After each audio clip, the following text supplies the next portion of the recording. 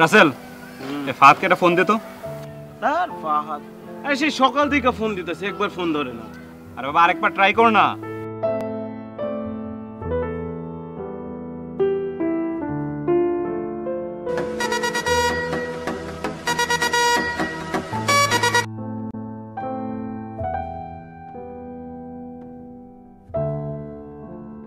ও তাইলে মনে আসতেছে, দাঁড়া। এই যে আইছে। শীতের সকালে ঘুম ভাঙে না বুঝি? সে কখন সকাল থেকে বসে আছি, তার কোনো খবর নাই। সরি দোস্ত, সরি। আসলে রাত্রে ফেসবুকিং করতে করতে ঘুমাইতে একটু দেরি হয়ে গেছে। আরে বোঝোসই তুই বিষয়টা। আচ্ছা যা বাদ দে, তো কি প্ল্যান করলি সেটা বল। শোন, আমরা মহল্লা থেকে যেই পরিমাণ চাঁদা তুলছি, আমাদের সমস্ত প্রোগ্রাম হয়ে যাবে। ভালোই তো। তাইলে আমাদের প্রোগ্রামে কি কি থাকছে? আগে যেগুলো প্ল্যান করছিলাম ওইগুলোই? না, একটু আলাদা। মনে কর যে আমরা এবার কলেজ থেকে কোনো স্মৃতিসৌধে যাবো না। মনে কর যে আমরা ফ্রেন্ড সার্কেল আছি, আর ছোট ভাই ব্রাদার যারা আছে সবারই নিয়ে আমরা ফুল দিতে যাবো। আচ্ছা, ফুলের বিষয়টা নিয়ে কি ভাবলি? ফুলটা হবে মনে কর যে এবার স্মৃতিসৌধে আমাদের ফুল হবে সবচেয়ে বড়, আর ফুলের মাঝখানে লেখা থাকবে মনে কর আমার ক্লাবের নাম ইয়ুথ 71। তাহলে তো ভালোই হবে, কিন্তু এরপর ভোরে আমরা ফুল দিয়ে চলে আসবো। এরপর আমাদের ক্লাবের পক্ষ থেকে ক্রিকেট টুর্নামেন্ট। সেই আইডিয়া দোস্ত, সেই হয়েছে আইডিয়া। কিন্তু তুই না বলছিলি যে এই যে সাংস্কৃতিক অনুষ্ঠান না কি করবি, এটা কি হলো? আর ওটা তো বিকেলে। এরপর মনে কর যে রাত্রে একটা ভুরি বোঝ। সেই খাওয়ানো। এরপর মনে কর যে সারা রাত ডিজে পার্টি। এরপর মনে কর যে পুরা মহল্লা আমার ক্লাবের নামে ফেস্টুন আর ব্যানার দিয়ে ছায়া ফেলাবো একদম। গুড। তবে সাংস্কৃতিক অনুষ্ঠানে তোকে কিন্তু একটা ভালো গান গাইতে হবে। তা না গাইলাম, কি গান? ব্যান্ড? আরে না, তোরা এবার কিন্তু দেশাত্মবোধক গান গাইতে হবে। কিন্তু দোস্ত, দেশাত্মবোধক গান তো মুখস্থ নাই। এটা একটা কথা কইলি তুই। আরে বেটা, সারা জীবন তুই গান গাছ, একটা দেশাত্মবোধক গান মুখস্থ না। আর কি করবো বল, এই দেশাত্মবোধক গান বছরে লাগেই 2-1 এই জন্যই তো আসলে।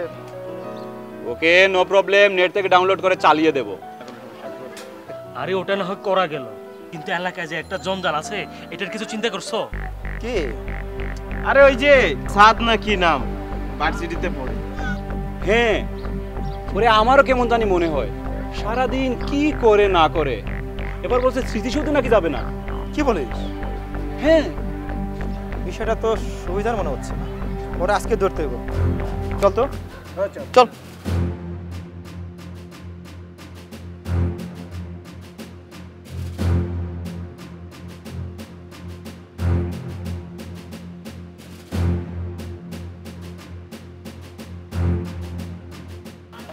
এই দোস্ত, তোরা দোকানে যায়, চাটা খা, 5 মিনিট পর আইতে যা। আবার কি হলো? ওরা আজকে দেখবো, তুই বয় না, যা চাটা খা। আচ্ছা এভারেজ কিন্তু।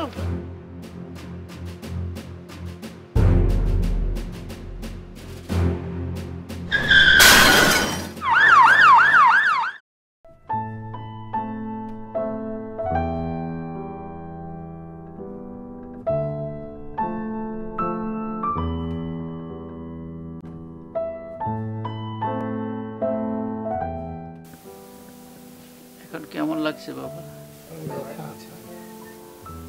এই সেরে যাবে। এখন কি অবস্থা? এই তো আছে। এখানে এখানে কি চান? বের হয়ে যান। এই তুই কাকে কি বলছিস? আরে তুই যখন আঘাত পেয়ে অজ্ঞান হয়ে পড়েছিলি, আর উনি তো তোকে হাসপাতালে নিয়ে গিয়েছিল। আরে শুধু কি তাই, নিজের রক্ত দিয়ে তোকে বাঁচিয়েছে। হ্যাঁ, কি বলছিস তোরা? কিন্তু আমি তো আপনাকে। আমি রাসেলের কাছ থেকে সব শুনেছি।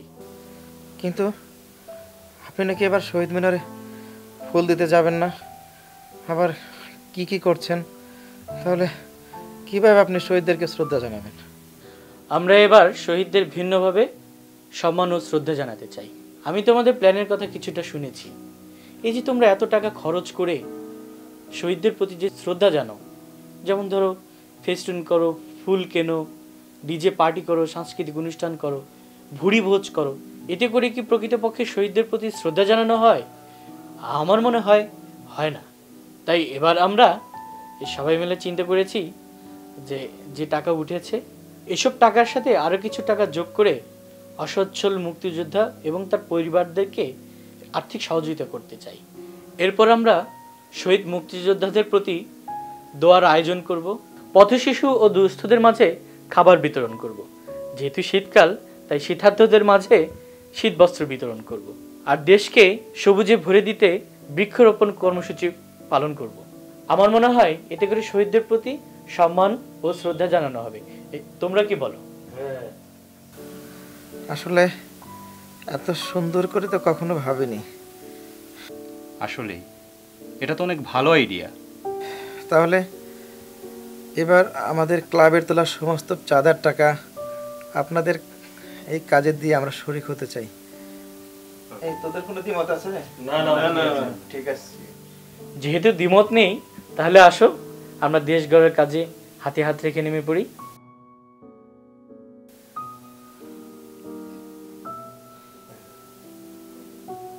ভাইয়া, আমিও তোমাদের সাথে যেতে চাই, আমাকে নেবে না? অবশ্যই নেব। ইয়েস।